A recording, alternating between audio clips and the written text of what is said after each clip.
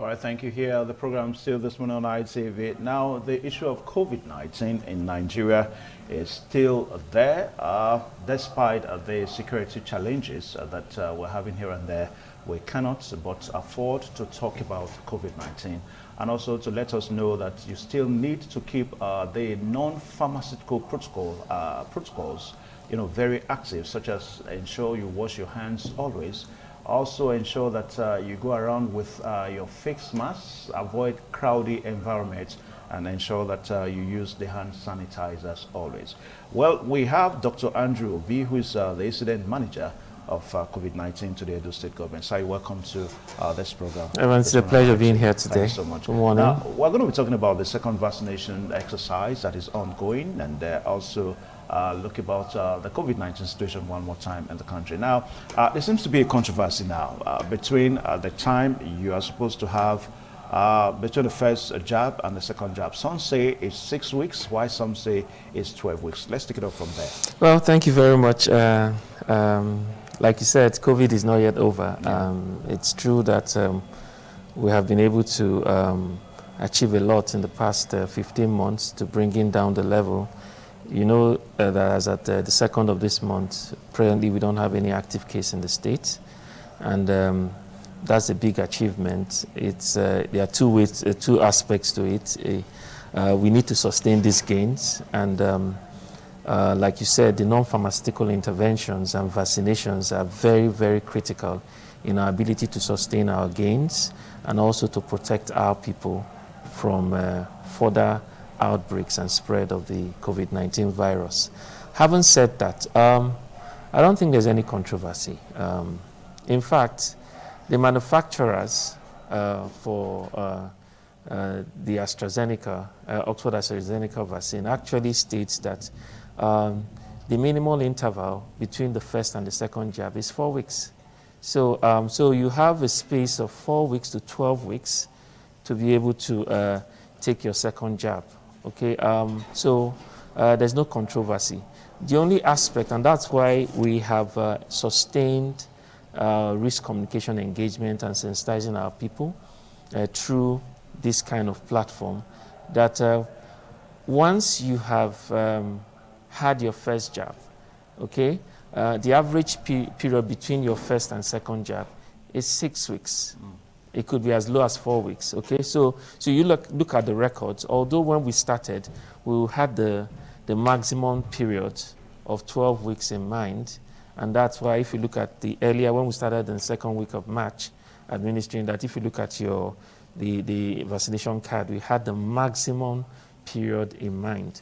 But it's also very important because in the past 2 months, we noticed the way and manner in which we're able to meet our targets. And so if you wait for everybody to wait for the 12 weeks, there'll be so much pressure on the system, and some persons might miss out. Okay. And that's why we are using this opportunity again to re-emphasize to our people that the average time interval between your first and second jab is actually 6 weeks. So if you wait for 12 weeks, fine. We don't encourage everybody to do that because of the pressure on the system. So if you have had at least 6 weeks between your first and second jab, please come out for your second jab of the vaccine, and you would also provide the necessary protection that we expect. The first jab stimulates the immune system. We are trying to see how we can maximize the immune response and protection our people get when they get the second jab. Okay. Now, this explanation, does it apply to people with premorbid conditions? Interestingly, like we have always said, our emphasis is on everyone, okay? That meets the criteria for the first phase of vaccination. You know, you have 4 phases for vaccine rollout across the country. We're actually in the first phase. Yeah. And with the second dose of the first phase, we will successfully complete the first phase and work towards the second phase. Yeah. Now, looking at the catchment population or target group that we looked at, we're aiming at for the first phase. We're looking at the frontline workers, both health and others, the security agencies, strategic leaders, both political and community. But we also captured the some persons who had premorbid conditions in our first, uniquely for Edo State. Those persons who were aged 50 years and above, who had existing medical conditions that were under control, those persons were also captured. So we are capturing those particular population that you said. And it's important to note that the second dose is strictly for those persons who had received the earlier dose. So it's important for people to note that. What about for maybe obvious reasons, some persons may eventually may have made up their mind that, okay, they want to get themselves vaccinated and they want to start from this first one. For them, it will be the first jab. You know, everything in life is planned. Okay. You know, we must be strategic, or else we'll find ourselves in a situation where those people who received the first jab will not all be accommodated. You know, our people, they are very, very strategic in their approach. They want to see and say, okay, Dr. B has received his first jab. Did something happen to him? And now they're beginning to see that some of the misconceptions that we had about the COVID-19 vaccines are not real. And so if you look at what we have been, you know, have been so much pressure on us in the past few days since we commenced the second jab by people who were still sitting on the fence. So interestingly, this second dose is strictly for those persons who received the first jab. It's a good thing that they are beginning to key in. And we are hopeful that in the next couple of months that we may get additional stocks through support from international bodies and governments. And then it will be a lot easier for us to administer vaccines to our people. It's important to note, sir, that willingness seems to have increased in the past 2 months for people to take the vaccine. Initially, there was a lot of hesitancy. But now we are seeing a lot of willingness to be able to take up. And so I see that as a plus, especially as we walk towards the next phase of the vaccination exercise with the assistance from the foreign governments. Okay. Now, we're going to restrict the next few minutes now to the exercise in Edo State here. Now, just as you said that a lot of people expected that one or two things may happen to persons that made themselves available for the inoculation. Yes. But to their greatest disappointment, now nothing is happening. Again, there are this group of people that rumored around that after 2 years, those persons probably are still waiting for the 2 years to complete. I mean, so it's still within months now. You know, my people. So is there anything, is it true that after 2 years, those are speculations. They are just speculations. You know, my brother, a lot of things are happening. Just, you Some know. people say that after 2 years is death. Okay. You know, the funny thing, you know, people can die now on their way to work or something, a road traffic accident. The interesting thing is that I think we are too particular about things that are not too relevant. The important thing here is this, that to a large extent, the vaccination exercise to protect our people is ongoing. Okay. Okay. And people are beginning to have better acceptance of the entire vaccination thing. And our hope is that that continues and that is sustained. Our attention, sir, should be focused on how the system, the government, through support from international partners, can be able to help us achieve our target of at least 70% of our population getting vaccinated. Because that is when we can really get the herd immunity. Yeah. Now, what we have achieved in the country so far is that less than 1% of our population have been vaccinated with the first shot. Okay. And even if all the persons who receive the first shot get the second shot, that's still less than 1% of our total population. Now, let's look at Edo State now. Now, how are you able to know that, look, I took the first jab, and of course I'm supposed to take the second jab? Do I need to show you anything? Now, we captured the entire exercise. We have barcodes, and they are unique numbers. What are barcodes? Okay. Now, these are special seals on our vaccination cards to authenticate the card.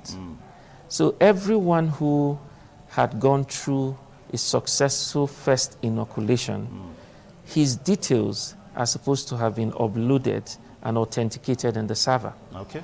And so with that in mind, because that's the role of technology now, okay. so that we don't have a situation in our hands that people come, I took the first jab now, they produce any card for you. So, so with that system, we can be able to track holistically, even within the country, those people who have taken their first jab. The unique thing about this second dose is that we have what we call super sites, special sites within the LGAs and within the state.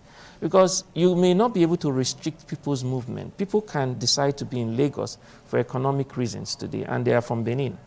And some other persons could come into Benin for a conference, and they all fall within the period where the vaccination exercise is going on. So nationally, there's a system, a server system that helps us to be able to look at those things. Time here. Now, what is the level of cooperation from people taking the second jab? Quickly. Awesome. That's what we have been saying. The level of support that in terms of willingness to come out for has been very, very awesome. Encouraging. And we want to use this opportunity to call on our people and to take advantage of the 40-day period between the 1st of June to the 9th of July. Please avail yourself the opportunity to locate possibly the location where you had the first jab or the nearest health facility providing vaccination within your local government. With your barcode card? With your card. That's very, very important. All right. And with that, you can be assured of your second shot. All right, thank you so much, Doctor. We are so pressed for time today. I really have to apologize for all that because of time. We'll have a series of segments that we've not attended to. Thank you so much, Doctor, no problem. For finding time to come. The program is still much here this morning on our TV. Please stay tuned.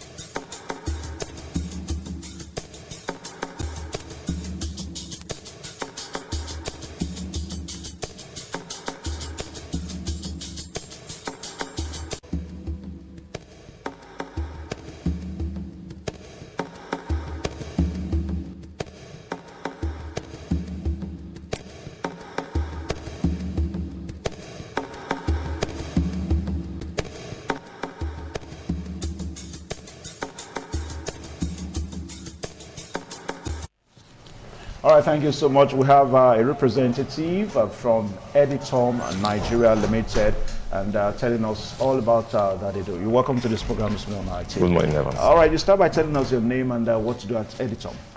Okay, I'm Ali Justice by name.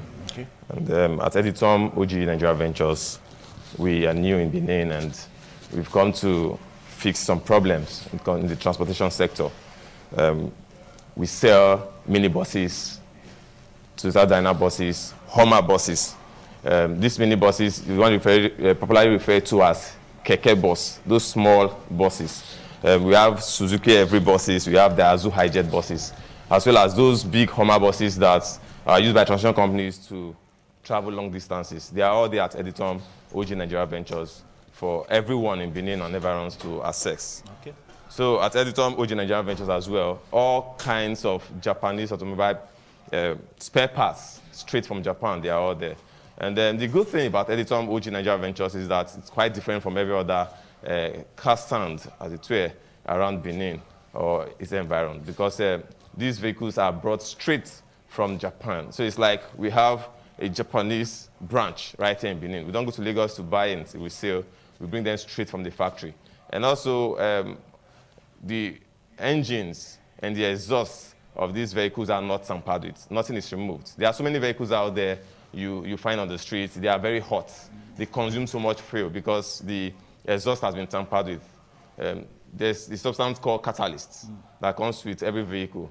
That catalyst reduces the temperature of the vehicle because it absorbs certain materials from the exhaust, as well as reduce the consumption of fuel.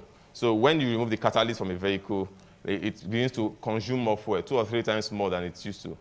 But Edithon does not tamper with any of this. It comes straight from Japan, and the way it is the way you get it. These buses are serviced even before they are sold to customers. Okay, now at Edithon, do you have maintenance officers that can also help to maintain some of these vehicles you talked about? Yes, of course. Okay. They are experts on ground. They make sure everything is perfect before these vehicles are sold. If you come to Edithon Ventures, you see these vehicles, they are all there, very many. You make a choice. They all have price tags. You just make a choice, you pay, and you can go. It's as good as you pay and drive. It's also called buy and drive. You don't need to make any maintenance. Like I said before, they've been serviced already. Also at Edithon, you can come in with your vehicles to install car trackers so that wherever you park your vehicle, wherever you are asleep, if you leave your vehicle out of sight, you are assured it's safe because you can always control your vehicle from your bedroom, from your sitting room. Okay, now for the sake of emphasis, when you say Japanese vehicles, can we specify more? Because there are various types of Japanese vehicles. From what I think you are talking about, you're talking about the mini buses that we have around now. Yes, of course. Okay, so all spare parts for Japanese vehicles. When I say Japanese vehicles, it's all encompassing. In as much as these vehicles are produced in Japan, okay. You can come in to get your spare parts from us. Now you tell us where you are located and your phone numbers quickly. Yes, Edithon OG Nigeria Ventures is located right there at, conspicuously, right there at Uselu, 184 Uselu, Lagos Road, very close to S&T Junction. You don't need to stretch yourself to locate us. The buses are all there. Fine buses, you can come and make your choice. And our phone numbers are 09023880671. That's the first one. The other one is 09014790522. Okay. At Edithon, customer satisfaction is our priority, so Right, you just have to come by with us. Thank you so much from Edithon there, talking about what they do. For viewers out there using Japanese vehicle, you have to find them and discuss with them more.